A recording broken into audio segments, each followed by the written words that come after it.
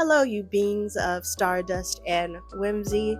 So, it has been a while since I last posted a video on YouTube for a few reasons. This first reason that I want to talk about is something that I believe we all deal with, and it would be fear. You don't have to be a creative or creator to understand that fear is a hindrance or a barrier that you have to get over before you can move on and take on dreams that you have. I am dealing with fear slash anxiousness about how I wanted to return originally to YouTube. I have plans for this channel in line with what I do on other social platforms, but YouTube, what I want to do here is definitely more time intensive.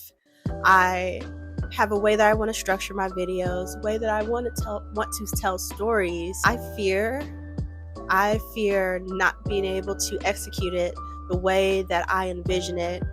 I fear just coming back to you all the way that I am now, like what I can do with you all. So I just started reading, with spring being, the beginning of prepping for spring happening for me. I've started rereading two books. One in particular that I want to talk about today is called Big Magic, and I happened upon the topic of fear, which I found a coincidence, but not really. I didn't remember it the way that I read it. I don't remember the book too well already, but I don't remember it hitting for me, like being processed like this in the past. So in the book, Elizabeth, the author, speaks about fear. I've started to take notes because, like I said, it's hard for me sometimes to remember a book, especially if it's been years since I've read it. So in the book, when you come upon the topic of fear, she asks, do you have the courage to bring forth the treasures that are hidden within you?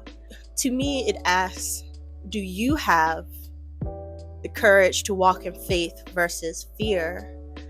Are you going to be led towards your dreams through faith and to walk knowing that what you create is good enough?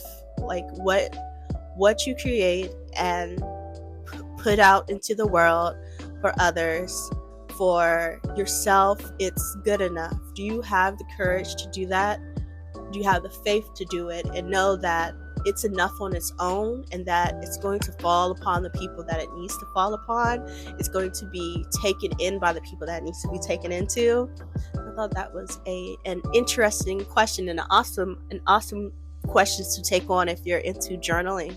The author also touches kind of on faith versus fear in a different way, with bringing up your curiosity being stronger than that fear. And I thought that was interesting as well. The curiosity that instead of thinking things are going to go bad, all of the what ifs in the negative thought pattern, to switch it around. What if things go right? What if I hop on YouTube with just how I am right now, executing what I already can execute for you all easily? What if that's what was necessary? Like, what if that is perfect unto itself until I can do what I dream of doing? What if it's perfect just the way it is? What if it's processed and taken in just the way it is? What if what you create, even if it's not perfect, your version of perfect, what you envision, is perfect just the way it is? What if? And letting that curiosity that runs in a positive way win out versus the fear. The solution she gives us after taking on fear, how it presents, is to make a room for it. That she makes heaps of room for it. She doesn't try to go to war with it. She knows it comes together with creation. And I think it's because when you create something, it's you're giving birth to something from your mind. It's a huge part, in a huge part, is very vulnerable to take something from your mind, especially if you are the vessel presenting it, manifesting it into reality, and go, here world, here's me and what I created. And it's not exactly how you envisioned it, and then B, even if it is, it's not taken well. That can create some strong fear.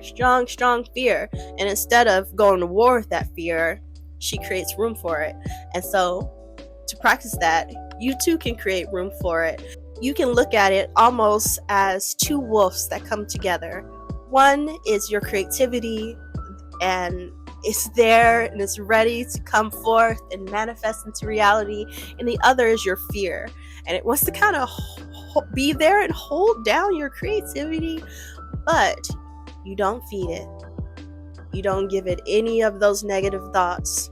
You say, I know you're there to, well, the author also says that she has a conversation with her fear, like, I know you're there and you helped me survive, but you're not allowed to drive. But in the way I think of it, it's like two beasts, two wolves, and I choose to feed the creative side, the side that adds more balance and drives and makes sure that what I imagine in my dreams come forth into reality. And I give respect to the fear that's there. We can give respect to the fear that's there, but we can't feed the fear wolf. We keep it there for when it's necessary, because it's not always necessary. Until next time, stay whimsical, stay cozy.